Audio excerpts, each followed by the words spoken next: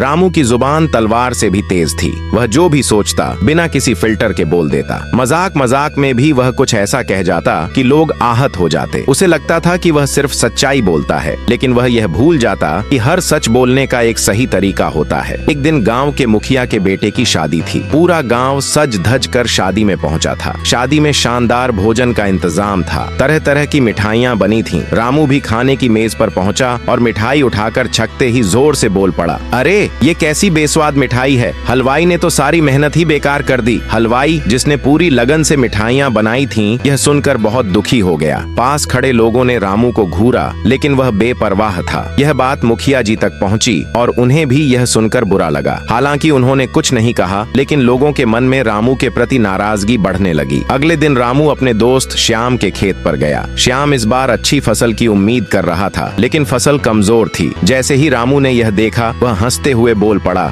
श्याम, लगता है तुम्हारी किस्मत ही खराब है, तुमसे खेती नहीं होती। श्याम को यह सुनकर बहुत बुरा लगा। उसने कोई जवाब नहीं दिया और चुपचाप वहां से चला गया। रामू को लगा कि उसने तो बस एक मजाक किया था, लेकिन उसे यह नहीं समझ आया कि उसकी बात ने श्याम के दिल पर गहरी चोट पहुंचा दी थी। धीरे धीरे लोग रामू से कटने लगे। पहले दोस्त, फिर गांव वाले। अब कोई उससे बात करने में दिलचस्पी नहीं लेता था। रामू को समझ नहीं आ रहा था कि लोग उससे बचने क्यों लगे हैं। एक दिन गांव के बुजुर्ग रामू के पास आए और बोले, बेटा, जख्म तो भर जाते हैं, लेकिन शब्दों के दिए घाव कभी नहीं मिटते। तुम्हारी बोली तुम्हारी पहचान होती है, इसे संभाल कर रखो। उनकी बात रामू के दिल को छू गई। उसे एहसास हुआ कि उसकी लापरवाह बातें दूसरों को कितना दर्द दे सकती हैं। उसने तुरंत अपने किए पर पछतावा किया और सब लोगों से माफी मांगी। धीरे धीरे लोगों ने उसे माफ कर दिया, लेकिन इस बार रामू ने ठान लिया था कि वह पहले सोचेगा फिर बोलेगा। शब्दों की ताकत को कम मत समझो। एक अच्छा शब्द किसी का दिन बना सकता है और एक गलत शब्द किसी का दिल तोड़ सकता है। इसलिए हमेशा सोच समझ कर बोलो। ऐसी ही मजेदार कहानियों के लिए